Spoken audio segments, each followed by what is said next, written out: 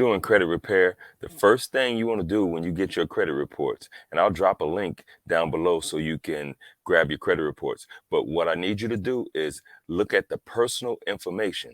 Inside that personal information, you're going to have your name, you're going to have your address, phone number, you're going to have your employer, right? You're going to have all these things about your personal info, your social security number. You want to make sure that your name is spelled the same way it's spelled on your driver license. You want to make sure it's just like it is on your credit cards, right? Because the credit cards are going to report back to the credit agencies how your name should be spelled.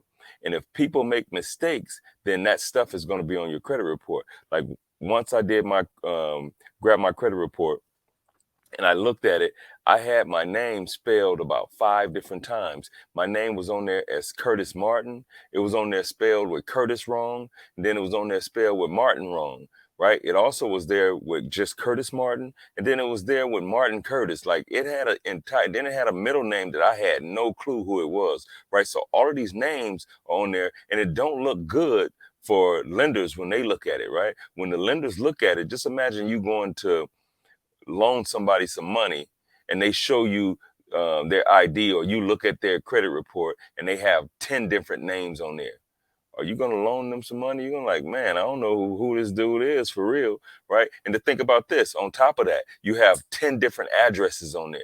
Now you have all these names and all these addresses. You look unstable to the lenders. So you want to clean up your personal info, right? What I tell you guys is that you can send one letter and they'll remove all those old addresses. They'll remove all those old names, but you got to make sure that um, when you have credit cards, you got to make sure they spelling them right on your credit card bills because that's what they're going to return back to the credit agencies. And you don't want them to leave it on there because that's what the credit agencies are reporting back, right? So you want to make sure it's spelled right on your bills for your credit, your lenders or your credit card holders.